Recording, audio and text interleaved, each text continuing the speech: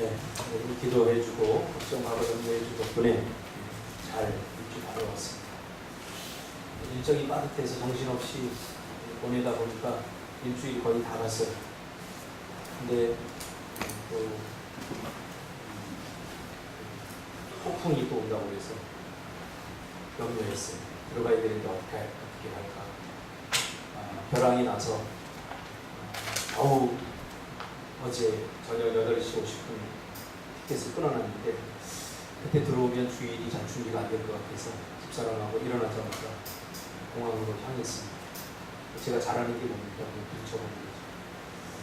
가서 여기저기 돌아다니다 보니까 안 된대요. 그래서 낙심하고 있는데 집사람이 또 여기 줄을 저한테 서라고 저쪽으로 가서 알아보더니 진에어에서 해주겠다. 그래서 311호 053 LJ 0311호 마지막 수로 저희가 이분까지 해드려. 그래서 마지막으로 하고 돌아갔습니다. 이런 것이 하나님의 은혜고 예비하신 줄 믿습니다. 또 와보니까 현선이가 매일 쑥 나왔으면 좋겠다 그런 마음으로 상진이하고 통화를 했는데 목사님 아직도 소식이 없어요. 아직까지 소식이 없습니다. 하나님께서 오늘 낫게 하실 줄 믿습니다. 심주어서 낳던 기계의 힘을 빌리던 낫기만 하면 됩니다. 하나님의 은혜가 될 줄 믿습니다. 저도 우리 아이들 셋이 태어나면서 가슴 졸였던 시간들을 기억해보면 그것이 나를 아빠가 되게 하고 또 부모의 심정을 알게 한 것 같아요. 상진 집사람은 지금 보니까 까칠하잖아요. 기도 순서가 있어서 왔는데 아마 함께 밤을 지새우면서 여러 가지 많은 생각을 했을 것입니다. 아무튼 감사를 드리고요. 폭풍이 쳐서 못 오는데 제가 이렇게 말씀을 핸드폰으로 이렇게 보다가 오늘 본문 말씀을 제가 보게 되었습니다. 그래서 만약에 내가 주일 들어가지 못하면 영상으로 설교를 떠서 보내야 되겠다 그런 신청으로 그럼 어떤 설교를 준비할까? 뭐 다른 카드 준비된 게 없이 핸드폰으로 앱을 다운받아서 성경을 보고 있는데 이 말씀이 딱 눈에 들어와요. 그래서 이 말씀을 제가 묵상을 하고 오자마자 제가 말씀을 준비하게 되었습니다. 오늘 본 말씀 중심에서 항해하라 라는 제목으로 하나님 말씀 전하겠습니다. 저와 여러분은 한 배를 탄 사람들입니다. 공동 운명체라는 말이죠. 우리가 한 배를 타고 지금까지 여기까지 왔습니다. 그동안 많은 일들이 일어났었죠. 너무 좋았던 일, 또 슬펐던 일, 가슴 아팠던 일, 또 가슴 벅찼던 일, 그 모든 순간을 우리가 다 함께 했던 거죠. 과연 할 수 있을까? 하고 생각했던 미얀마 선교를 하면서 우리가 참 힘들고 어려웠지만 함께 했었기 때문에 할 수 있었다. 그런 생각을 해봅니다. 앞으로 지금까지 함께 했지만 또 앞으로도 우리가 함께 해야 하는 그런 사람들입니다. 너의 기쁨이 내 기쁨이 되고 너의 아픔이 내 아픔이 되고 너의 성공이 또 나의 성공이 되는 그런 의미를 가진 우리 공동체죠. 그러다 그런 궁금증이 들었어요. 여러분들은 어떤 이유 때문에 저와 같은 배, 한 배를 타게 되었습니다. 그동안 우리 교회에 많은 사람들이 한 배를 탔지만 중도에 다 떠나고 지금까지 우리가 함께 하고 있는데 여러분들은 어떤 이유 때문에 저와 이렇게 한 배를 같이 타고 있는지 몹시 궁금했습니다. 지금으로부터 2000년 전 예수님의 제자들은 예수님과 한 배를 타게 됩니다. 한 배를 타는 것은 모든 운명을 함께 하겠다는 말 아닙니까? 이들은 예수님과 미래를 함께 하기 위해서 모든 것을 버렸던 사람들입니다. 어부였던 사람들은 그물을 버렸고 품꾼이었던 사람들은 자신의 땅을 버리고 심지어 이들은 가족을 버리기까지 하면서 예수님과 한 배를 타게 되었죠. 제자들이 바보가 아닐진데 예수님과 함께 하기로 했다면 어떤 이유가 있었을 것입니다. 마가가 다룬, 오늘 우리는 누가복음을 읽었지만 마가가 오늘 본문을 똑같이 다뤘는데 마가가 다룬 오늘 본문을 보면 왜 왜 제자들이 예수님과 함께 배를 탔는지 그 이유가 흐릿하게 나와 있습니다. 마가복음 4장 38절을 보면 이제 제자들이 예수님과 함께 탔던 배가 풍랑이 쳐서 막 이제 죽음 직전까지 이르게 되죠. 근데 예수님은 저 한켠에서 잠을 주무시고 계시죠. 그때 제자들이 예수님에게 한 말을 보면 제자들은 예수님과 이런 이유 때문에 한 배를 탔구나. 그것이 나오죠. 4장 38절에 보니까 제자들이 깨우며 이르되 선생님이여 우리가 죽게 된 것을 돌보지 아니하시나이까. 돌보지 아니하시나이까. 그러니까 제자들은 예수님이 자신들을 돌보아 줄 것을 기대했어요. 자신들의 현재의 삶뿐만 아니라 자신들의 미래적 삶의 모든 것들을 예수님께서 돌보아 주시겠지 하는 기대감을 가지고 예수님을 따라 나섰고 예수님과 한 배를 타게 된 것이죠. 그러므로 제자들이 자신들의 모든 것을 버리고 예수님과 한 배를 탄 것은 예수님이 자신들을 돌보아 줄 것을 기대했기 때문이죠. 제자들은 예수님이 가지고 있었던 놀라운 능력과 다른 사람들이 가지고 있지 않은 어떤 범상치 않은 권세가 있음을 이미 알고 있었던 거죠. 그래서 적어도 예수님 정도면 우리의 모든 삶을 돌보아 줄 것이야 라고 하는 기대를 가지고 예수님과 한 배를 탄 거죠. 그래서 능히 자신들을 돌보아 줄 것이라고 생각했던 것입니다. 오늘날 많은 그리스도인들이 예수와 같은 배를 타는 이유도 비슷할 것입니다. 예수님과 한 배를 타면서 나는 예수를 위해 죽겠어. 나는 예수님을 전적으로 나는 예수님을 위해 살겠어. 그렇게 일방적인 희생과 헌신을 하겠다. 그 이유에서 예수님을 따라 나선 사람은 그렇게 많지 않을 것입니다. 예수와 같은 배를 타면 적어도 예수님이 나를 돌봐주겠지 라고 하는 기대감을 갖고 우리는 탑니다. 예수와 같은 배를 타면 순풍에 돛단 듯 풍랑 없는 삶을 살 수 있다고 기대하기 때문이죠.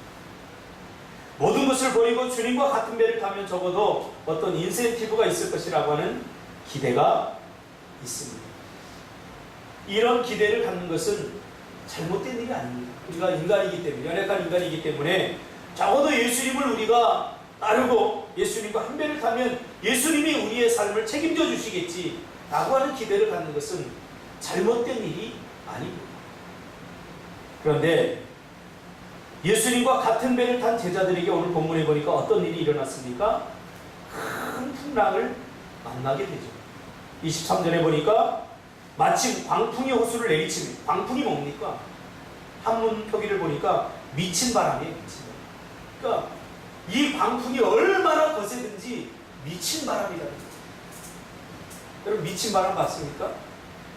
바람이 미쳐서 날뛰는 거 봤습니까? 우리가 제주도 오니까 제주도에 바람이 좀 거세게 불지 않습니까? 우리가 육지에 있으면 든든한 건물에 있으면 되는데 여기 오면서 한 가지 또 걱정이 생겼는데 폭풍 걱정을 해야 되잖아요. 그러니까 육지에 있으면서 든든한 콘크리트 벽 안에 딱 있으면 걱정할 일이 없어요. 폭풍이 오는구나, 어디서 누가 죽었나 뭐 이런 것만 보죠. 그런데 여기 오니까 폭풍을 좀 더 가까이서 우리가 경험하게 되죠. 혹시 사모님이 지금 뚜껑 날아가지 않았나? 혹시 나무가 쓰러지? 이런 걱정을 우리가 여기 와서 하게 되지 않습니까? 오늘 본문에 보니까 미친 바람이 불었다라고 본문은 말하고 있습니다. 마침 광풍이 호수를 내리치며 참 표현은 참 적절한 것 같아요. 바람이 뭘 내리쳐요? 호수를 내리쳤다. 이게 얼마나 강한지 우리 명균 집사님이 이런 표현을 조금 쓸 필요가 있을 것 같아요. 그렇죠? 작가니까 호수를 바람이 내리쳤다. 내리치니까 어떻게 돼요? 물이 막 요동치겠죠. 그러니까 나무로 물을 한번 쳐보세요. 그럼 물이 쫙 갈라지면 요동치듯이 바람이 얼마나 거센지 물을 내리침에 배에 물이 가득하게 되어 위태하지라. 근데 마가복음에는 부딪히네 이렇게 되어 있어요. 같은 표현이죠. 그러니까 바람이 물을 쳐서 물이 배를 쳤다. 그렇게 표현되고 있는 거죠. 그래서 어떻게 됐습니까? 위태한지라. 물이 계속해서 들어와서 물이 배에 가득하게 돼서 위태하게 된지라. 이 내리침에라고 하는 표현은 과거 미완료 시제로 쓰여졌더라고요. 무슨 말이냐면 한 번만 친 것이 아니라 계속해서 지속적으로 반복적으로 쳤다는 거예요. 그러니까 여러분 배를 타보지 않은 사람들은 이 두려움 잘 몰라요. 저도 어릴 적에 백령도에서 인천으로 나오려면 한 12시간 배를 타야 되거든요.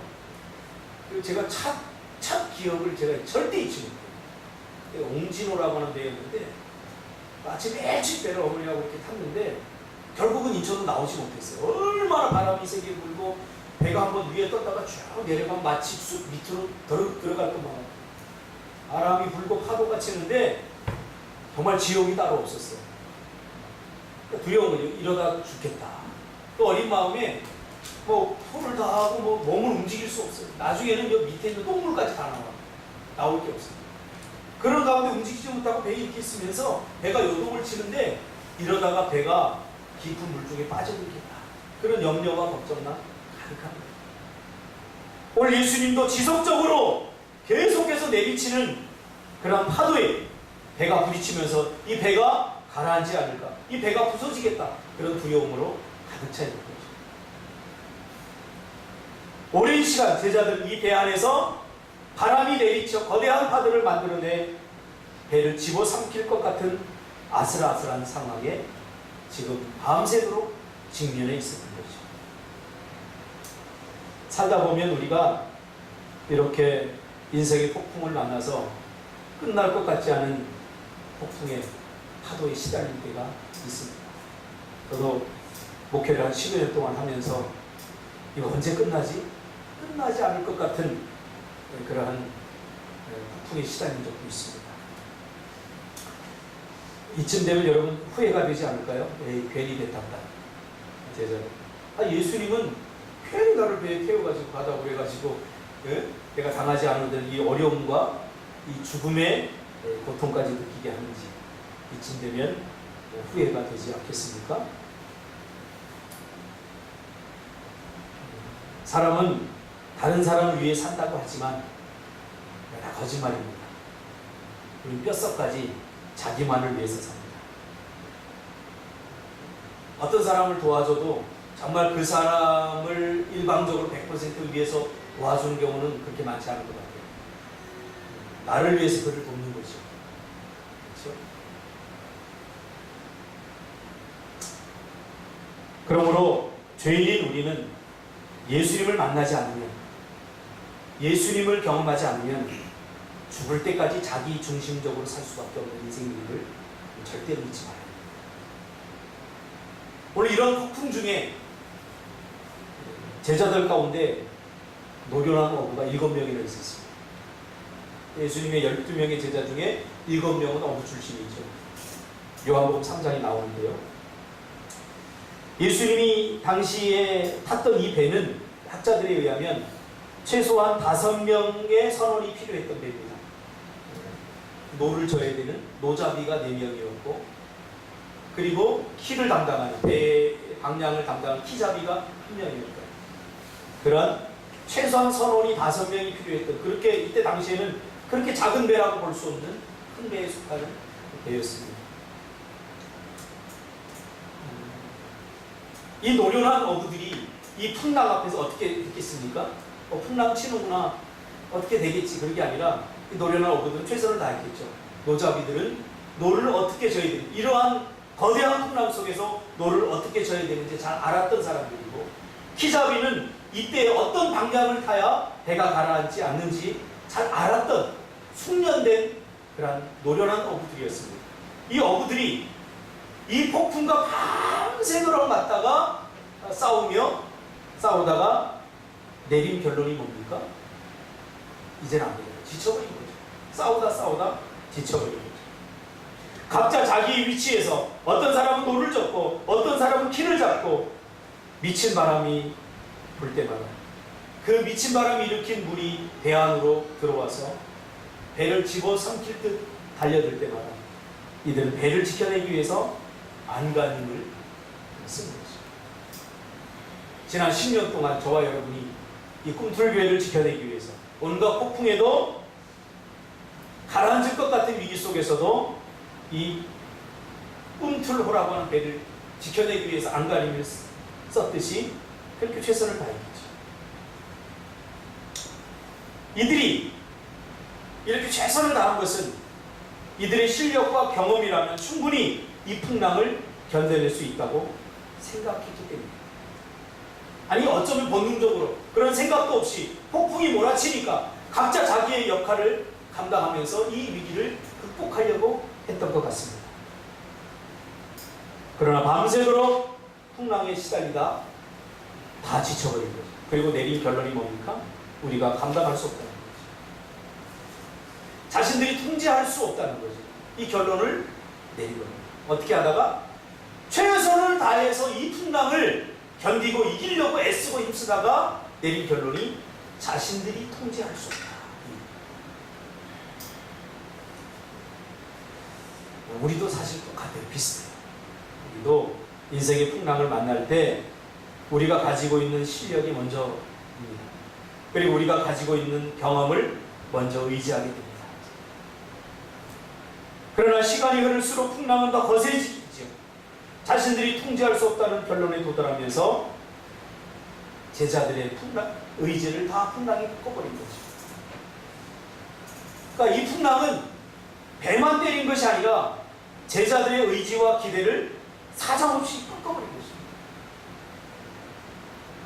더 이상 일어설 수 없게 만들어버린 거죠. 항해의 의지를 꺾어버린 거죠. 이 바람은 구약에서 이스라엘의 구원을 방해하는 악한 세력, 혼돈의 세력으로 등장합니다. 그래서 우리가 구약 성경에 보면 바람이 등장하면 이 사단의 세력으로 우리가 이해할 수 있습니다. 왜 그런지 우리가 이제 본문을 살펴본 뒤에 나오죠. 그 이유가. 이 바람은 예수님이 탄 배에도 거센 파도를 일으켜서 집어삼키려고 하는 거죠. 우리가 예수 믿으면, 예수님과 한 배를 타면 순풍에 돛다는 것이 쫙 가면 좋겠는데 예수님과 함께 탄 배에도 풍랑이 일었다는 사실입니다. 이 사실이 우리를 굉장히 당황하게 합니다. 예수님만 믿으면 예수님께서 우리의 안전을 보호하시고 우리의 미래를 보장해 주신다고 생각했는데 오늘 제자들이 느낀 공포는 뭡니까?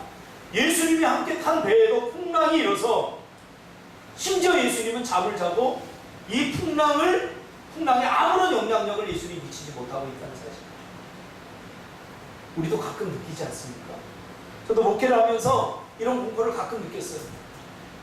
내가 누구 때문에 목회하는데, 내가 누구를 위해 목회하는데, 목회가 잘 되면 하나님께 영광이 되고 하나님께 좋을 텐데, 하나님께 모든 것을 맡기고 시작한 목회인데 힘들고 어려워 죽겠는데 풍랑이 쳐서 막 물이 배 안으로 들어와서 이 꿈틀호가 가라앉을 것 같은데 하나님은 아무 일도 하지 않으시고 내가 느끼는 공포에 아무 영향력을 미치지 못하고 있다는 사실, 그것이 사실 굉장히 힘들었어요. 제자들이 느끼는 공포는 죽음의 공포죠. 그래서 오늘 예수님에게 제자들이 뭐라고 합니까? 우리가 죽게 되었습니다. 이렇게 말하는 것은 거짓말이 아닙니다. 어떤 멋진 표현도 아닙니다. 그들의 있는 모습 그대로 표현하고, 오늘날 같으면 아이고 죽겠다 입에 달고 살지만 우리는 사실 죽을 일도 아닌데 아이고 죽겠다고 달고 살지만, 오늘 이 표현은 정말 제자들이 죽음의 공포를 느끼고 우리가 죽게 되었습니다라고 말하는 거죠. 그래서 뭐라고 합니까? 제자들이 선생님이요 우리가 죽게 된 것을 돌보지 아니하시나이까. 죽음의 공포는 두 가지로 나눈다고 해요. 정말 이 파도가 쳐서 배가 가라앉아서 죽겠다 하는 공포고, 또 하나는 죽고 싶은 공포죠. 너무나 시달렸어. 그래서 이제 에이 모르겠다, 그냥 죽었으면 좋겠다 하는 죽고 싶은 공포를 느낀다고 합니다. 어쩌면 제자들은 자기들은 이 풍랑에 죽을 힘을 다해 지금 맞서고 있는데 아무것도 하지 않고 잠만 주무시는 예수님이 야속하고 서운하다 못해 화가 났을 수도 있습니다. 저도 그랬거든요. 누구를 위한 교회인데, 나를 이렇게 힘든데 예수님이 도와주지 않는 것 같은 그런 상황에 직면할 때마다 참 하나님이 야속하고 하나님에게 대해서 화가 날 때가 있습니다. 그러자 예수님이 일어나서는 어떻게 합니까? 간단합니다. 바람과 물결을 꾸짖습니다. 꾸짖다라고 하는 표현은 사실은 사람에게 쓴 표현 아닙니까? 인격체를 가진, 동물에게도 쓰지만 가장 적합한 표현은 사람에게, 인격을 가진 사람에게 씁니다. 근데 오늘 예수님께서는 비인격체인 바람과 바다를 꾸짖으시는 거죠. 이것은 뭐를 의미합니까? 단순히 이 지금 요동치는 바람이 아니라는 거예요. 이 요동치게 만든 어떤 인격체가 있다는 거죠. 예수님은 그것을 분명히 본 거죠. 그렇죠? 우리의 삶 속에 어떤 일이 일어나면 우리는 그 상황만 봐서는 안 됩니다. 그 상황을 만들고 조작한 인격체가 있다는 사실이죠. 오늘 예수님은 그것을 정확하게 본 거죠.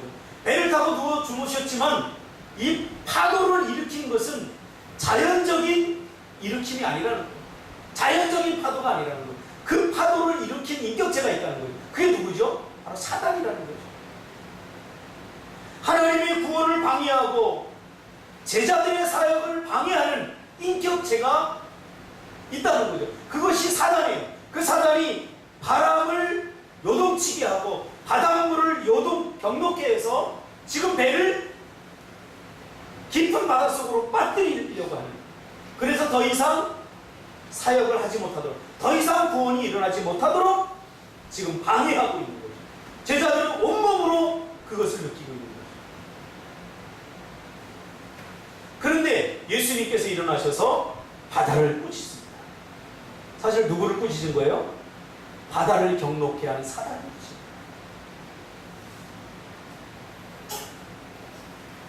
우리의 믿음의 향의 길 또한 숨통에 돛단 듯 가는 평탄하고 안락한 길의 여정이 아닙니다.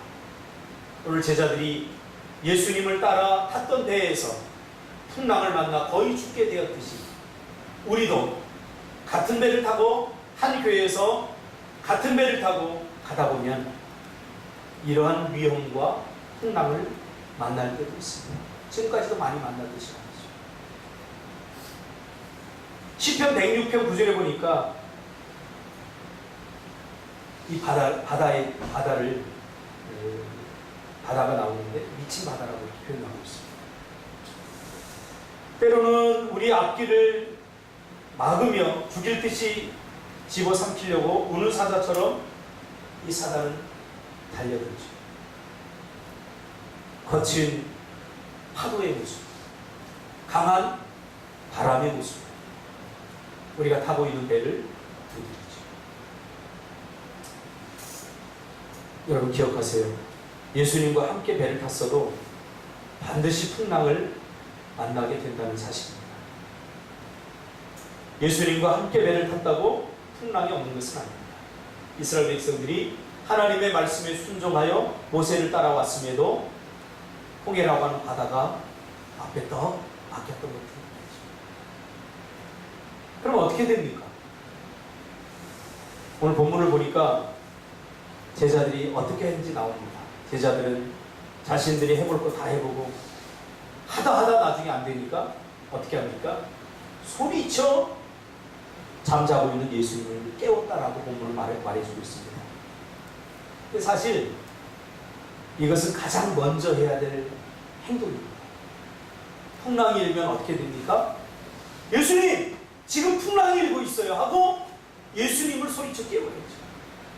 그러나 우리는 본능적으로, 습관적으로 우리가 해볼 것 다 해보고 지쳐서 나중에는 울며 겨자 먹는 식으로 주님을 부르는 거죠. 맨 나중에. 이 순서가 우리는 항상 바뀝니다.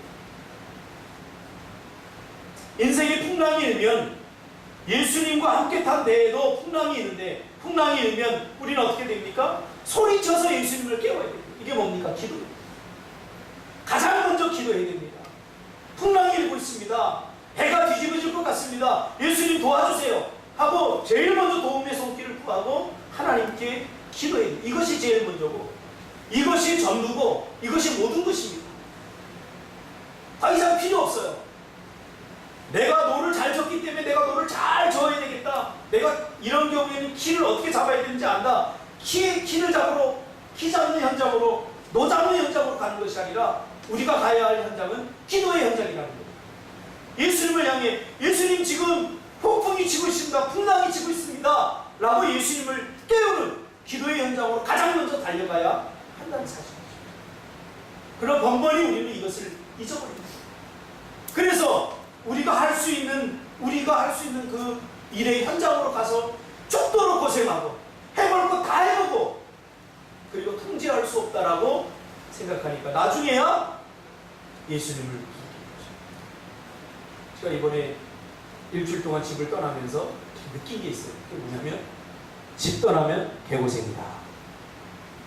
참, 한 일주일 동안 있었는데도 집 떠나니까 정말 개고생이에요. 나는 육지 가면 우리 집사람 육지 가겠다 막 가고 싶다 막 나팔을 불었어요. 우리 집사람이 한 얘기가 뭔지 아세요? 빨리 가고 싶어요. 집에 빨리 가고 싶어요. 그러니까 집이 어디냐? 집의 개념은 사랑하는 사람들이 함께 있는 곳이 집이지 공간이 아니라는 사실. 집 떠나면 개고생. 인생의 풍랑이 일 때 기도하지 않으면 개고생입니다. 해볼 거 다 해보고 다 이러고 기진맥진돼서 그 다음에 기도나 해볼까? 이 순서를 바꾸라는 것이죠. 이것이 전부고 모든 것이에요. 오늘 본문에 간단하지 않습니까? 주님의 손에 맡기면 주님은 천지를 창조하신 분이기 때문에 못하실 일이 없어요. 저는 요즘 깨닫는 것이 있는데 뭐냐면 한국 기독교와 한국 교회 성도들이 너무 상식적이 되었다는 사실. 그러니까 상식적인 선에서만 믿으려고 하고 상식적인 선에서만 헌신하려고 하고 상식적인 선에서만 도전하려고 해요. 오는 마지막 날 기독신문 기자하고 인터뷰를 했어요. 잠깐 했는데 우리가 이렇게 해서 이곳으로 지금 이주를 했다. 짧게 이야기했어요. 제가 우리 교회에 대해서 많이 이야기를 하지 않았어요. 그랬더니 이 기자가 딱 한 말을 하더라고요. 목사님 어떻게 이렇게 비상식적인 일을 하셨어요? 요즘은요 성도들이 저게 믿음의 행동인가 믿음의 행동이 아닌가를 따지기 전에 상식적인 행동인가 상식적이지 않은 행동인가를 먼저 따져요. 믿음의 일은 대부분 보면 비상식적인 일이에요. 보세요. 예수님이 오늘 바람에 꾸짖은 것이 상식적인로 이해가 되는 일입니까? 비상식적이잖아요. 예수님이 어떤 분인지 모른다면 예수님이 누군지 모르는 제3자의 입장에서 보면 예수님이 한 짓은 또라이 짓이에요. 폭풍 치는데 어떻게 바다야 잔잔하라고 꾸짖을 수가 있냐고 말이에요. 꾸짖다라는 것은 누구에게 하는 일이에요? 누구에게 꾸짖어요? 우리 집사람은 제일 잘 알 것 같아요. 누구에게 꾸짖어요? 뭐 할 때? 네? 뭐 할 때 꾸짖어요? 잘못할 때.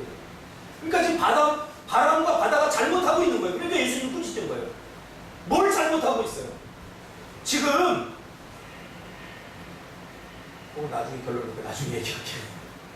제가 오늘 빨리 끝내고 싶은 열정이 안에서 지금 솟구쳐가지고 결론을 바로 가버립니다. 우리 눈에 보이는 환경만 보지 그 뒤에서 역사하시는 하나님 혹은 악한 영은 잘 못 봐요. 이게 하나님의 역사인지 사단의 역사지. 그래서 우리 영적으로 실력을 키워야 돼요. 이게 기도해야 될 문제인지, 이게 헌신해야 될 문제인지 이게 잘 모르는 거예요. 그래서 기도할 시간에 엉뚱하게 가서 노를 젓고 있고, 기도할 시간에 엉뚱하게 키를 잡고 있고, 그런 엉뚱한 짓을 한다는 거예요. 제자들이 우리에게 주는 아주 단순한 키워드가 뭐예요? 풍랑이 일 때 바로 기도하라는 말이에요. 바로 주님을 깨우라는 말이죠. 우주의 주인이신 주님께서는 감히 이렇게 할 수 있죠. 감히 바다를 꾸짖을 주이죠. 우리는 못 꾸짖죠.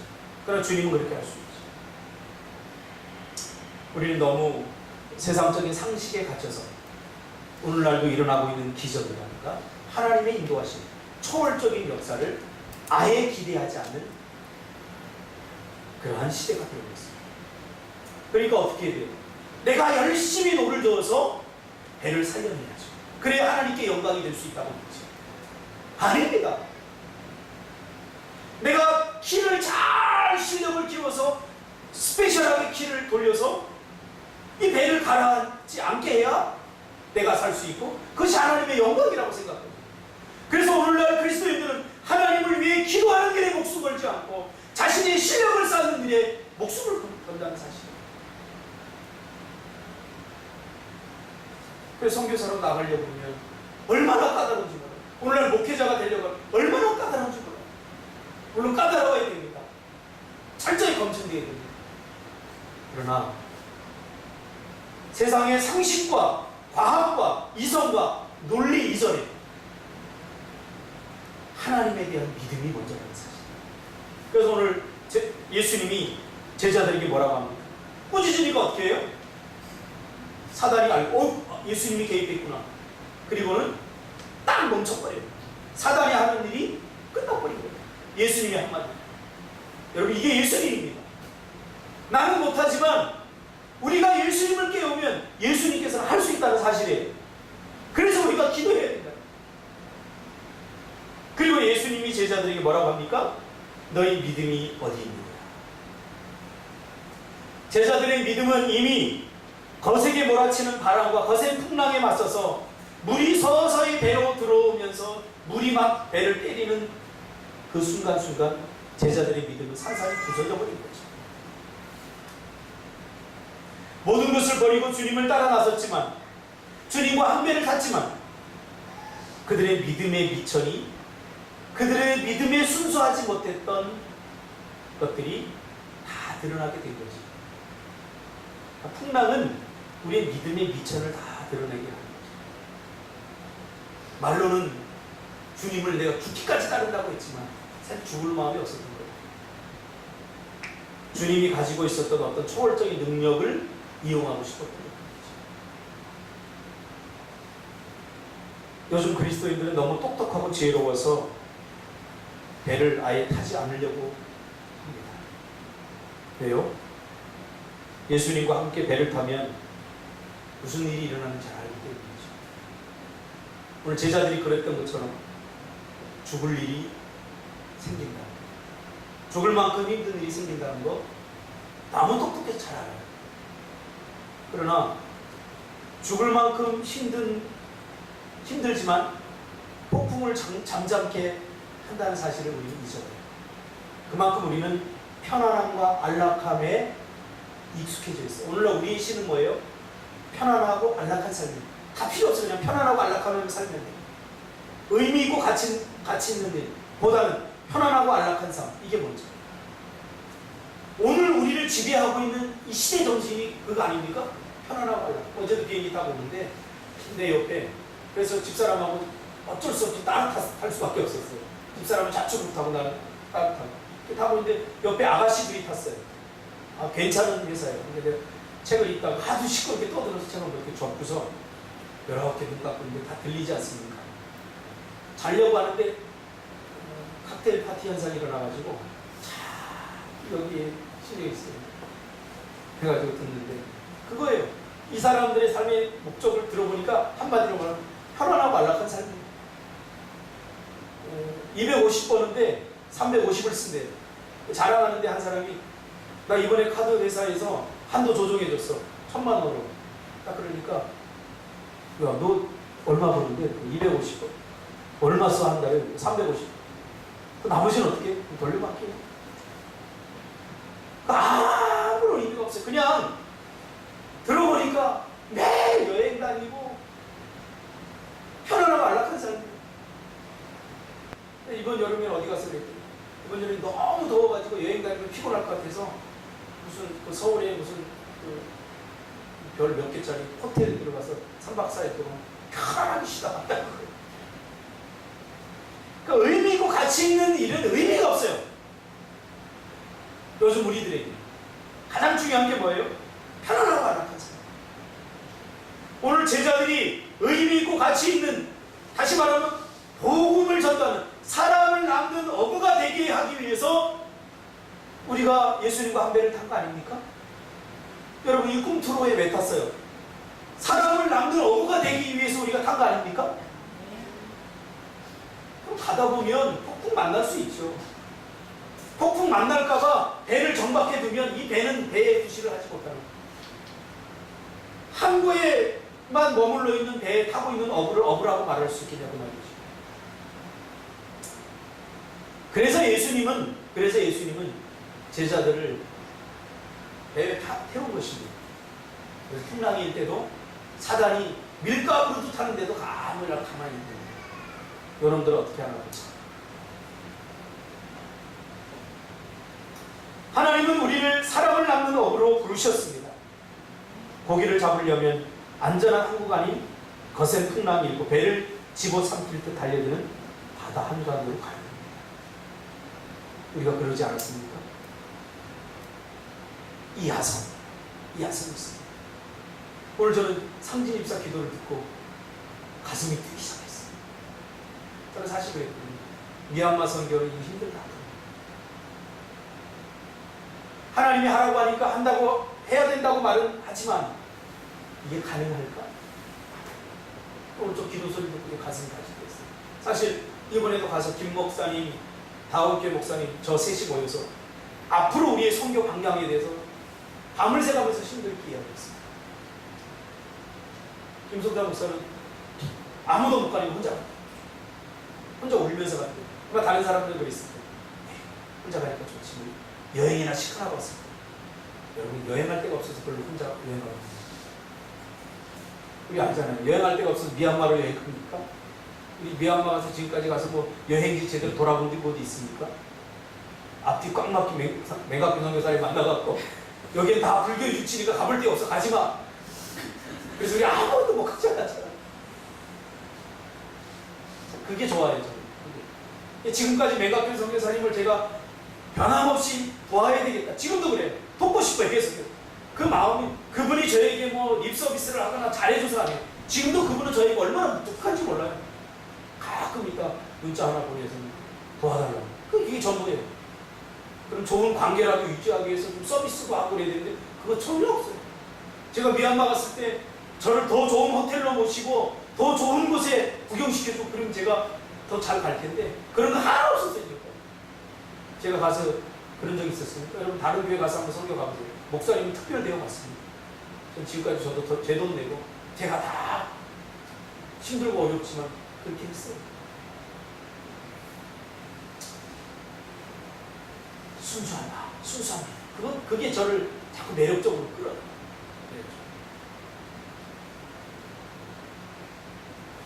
여러분, 풍랑을 두려워해서는 안 됩니다. 배 타는 것을 후회해서도 안 됩니다. 네.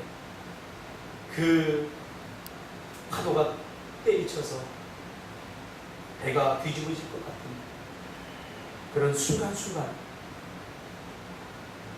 그때 우리는 누구를 의지해야 되는지 배우게 됩니다.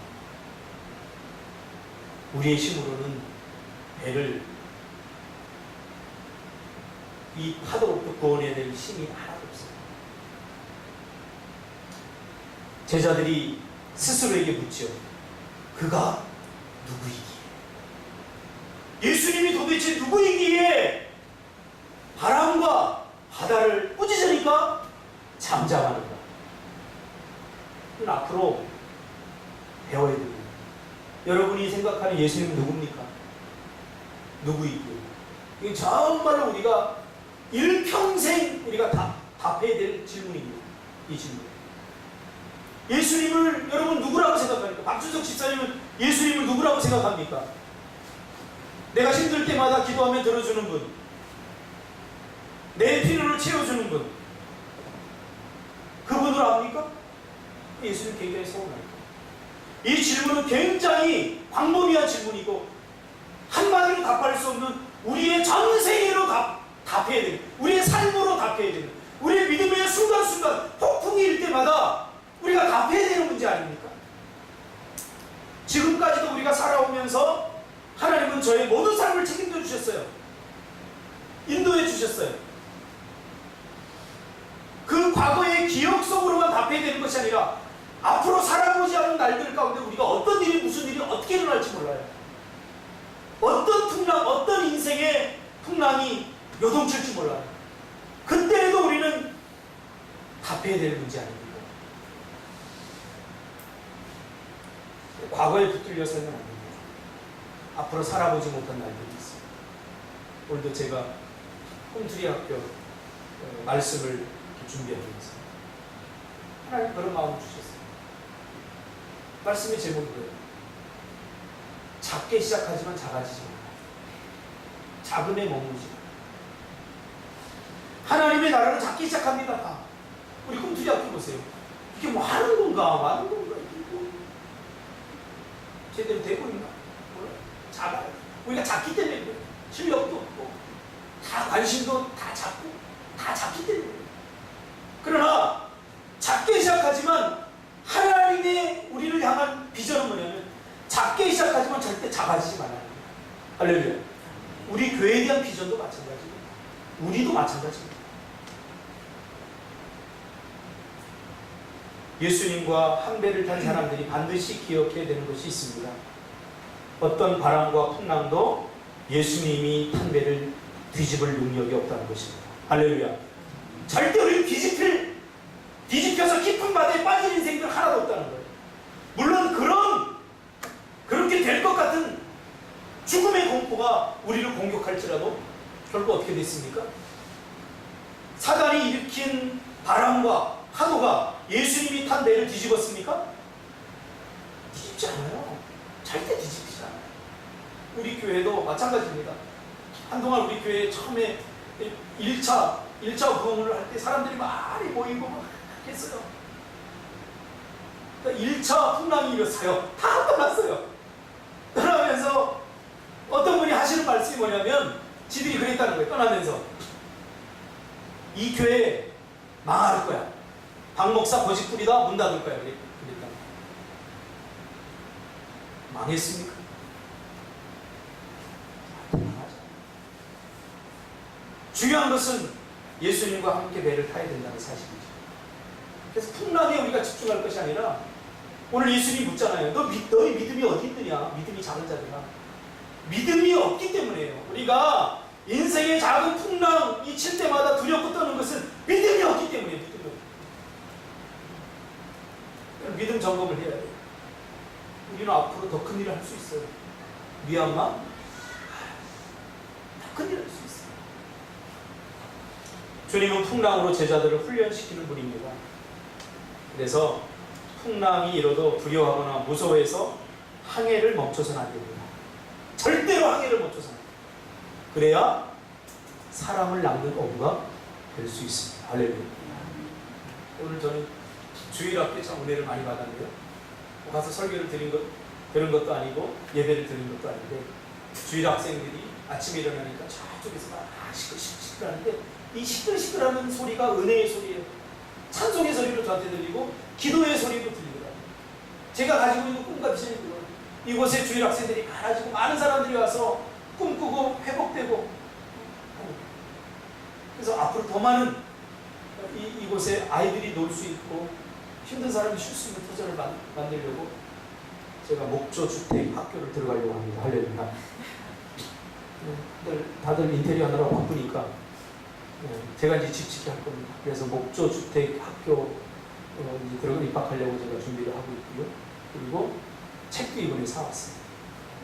이번에 잠잘 때마다 제가 그러면서 여기에는 이렇게 집을 지어놓으면 참 좋겠다. 이걸 알고 우리 예담이가 뭐라고 하냐면 아빠 나도 사무실 하나 지어줘. 잠깐만 생각 좀 해보고. 왜냐하면 예담이한테 예스하면 반드시 해줘야 되거든요. 잠깐 생각해보고. 그리고 한 달 지나서 며칠 전에 제가 제주도 떠나기 전에 했어요. 아빠가 이번에 가서 책 좀 사고 준비해서 네 사무실 지어줄게. 할렐루야. 대신에 3평 정도, 2평에서 3평 정도 지어줄게. 부풀어 있어요. 믿음이 없었어요. 베드로는 이때 같이 있었어요. 베드로는 이날의 경험으로 큰 교훈을 얻게 됩니다. 그래서 이런 말을 썼는지 안 썼는지 모르겠지만 베드로 전서 5장 7절과 9절에 아마 이날의 경험도 들어갔겠죠. 이렇게 고백합니다. 베드로 전서 5장 7절 9절. 너희 염려를 다 주께 맡기라. 이는 그가 너희를 돌보심이라. 근신하라 깨어라. 너희 대적 마귀가 우는 사자같이 두루 다니며 삼킬 자를 찾나니. 그냥 나온 게 아니에요. 너희는 믿음을 굳게 하여 그를 대적하라.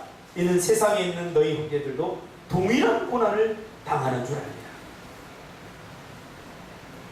정확하지 않습니까? 베드로가 정확하게 통찰하고 있지 않습니까? 중요한 것은 지금 우리가 예수님과 한 배를 타고 있는가 하는 문제입니다. 기도하겠습니다.